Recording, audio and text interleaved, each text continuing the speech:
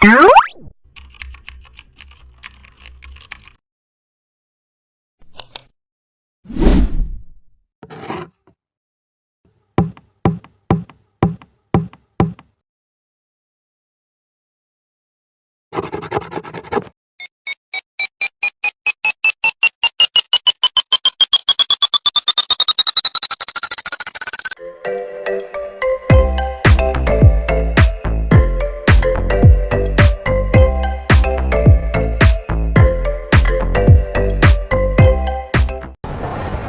guys, remaja curhat kembali lagi nih sama kita. Aku Aurelia dan aku Taskia. Di sini kita bakal bahas tema yang seru banget nih, yaitu DKV Futures Creators. Kita bakal ngobrolin gimana sih caranya sebagai anak DKV tuh bisa siap menghadapi masa depan. Ya nih, kadang kita suka bertanya-tanya gimana sih caranya supaya bisa bersaing di industri kreatif nanti. Nah, hari ini Kak Tasya bakal bagi-bagi tipsnya. Jadi guys, yang paling penting dan paling pertama tuh adalah inovasi. Di era sekarang kita harus berpikir out of the box. Contohnya gimana tuh Kak? Dan gimana cara melatih kreativitas itu? Banyak banget caranya. Nih, aku kasih tahu ya. Yang pertama, kalian bisa coba ikut challenge desain gitu kan. Terus yang kedua kalian bisa coba teknik atau style baru. Terus bisa kolaborasi sama teman yang beda jurusan.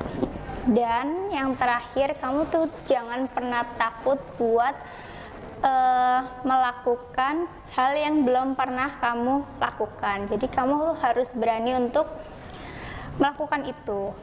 Wah, berarti harus berani keluar dari zona nyaman ya Kak? Betul banget. Jadi kamu jangan cuma nge-stuck di comfort zone. Industri kreatif itu cepat banget untuk berubah dan berkembang. Jadi makanya kita harus bisa adaptasi dan terus belajar hal baru. Nah, ini yang sering ditanyain, gimana sih caranya bikin portofolio yang menarik?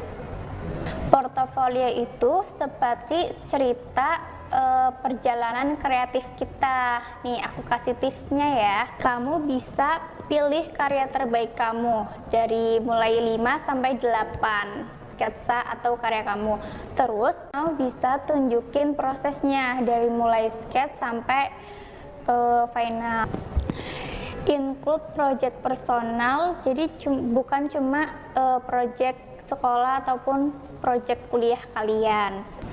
Dan yang terakhir, kalian bisa buat tampilan yang konsisten dan profesional. Kalau masih pemula dan karya masih sedikit, gimana dong Kak? Gak masalah, yang penting itu kamu bisa tunjukin potensi kamu. Kamu juga bisa ikut proyek kecil-kecilan atau enggak bikin karya buat teman kamu dulu. Terus skill apa aja sih yang harus kita siapin untuk menghadapi industri kreatif? Selain skill teknis, yang paling penting itu adalah soft skill. Jadi kayak komunikasi, teamwork, sama problem solving. Terus, kamu juga harus bisa beradaptasi dengan perubahan, sama paham nilai komersial dari karya. Dan yang terakhir, kamu itu harus melek teknologi dan platform digital. Wah, ternyata nggak cuma bisa desain doang ya Kak? Iya, sekarang perusahaan itu lebih cari orang yang well-rounded, bisa desain bagus, tapi kalau misalnya nggak bisa komunikasi dengan baik, terus juga nggak bisa kerja tim, buat apa? Itu kan susah juga kan, pastinya bakal miskomunikasi dan akhirnya nggak nyampe ke tujuan tersebut. Menurut Kakak, peluang apa aja sih yang bisa kita kerja sebagai anak DKV? Banyak banget, dari yang konvensional dulu ya. Ada graphic designer, art director, sama ilustrator. Sampai yang lebih kekinian nih, ada UI designer, terus ada juga content creator, sama media sosial spesialis sama dan motion graphic artist. Jadi banyak banget ya peluangnya, tinggal kita aja yang siap untuk proaktif. Challenge kita minggu ini ada 3. 1, coba belajar satu skill yang baru atau bisa software baru untuk teknik baru. Yang 2, update portofolio kalian. Yang 3, ikut satu komunitas atau event kreatif. Oke guys, semoga tips-tips yang aku sama Aurel kasih ke kalian tadi bermanfaat ya. Ingat juga masa depan kita itu ditentukan oleh apa yang telah kita lakukan hari ini. Dan sampai jumpa di episode selanjutnya.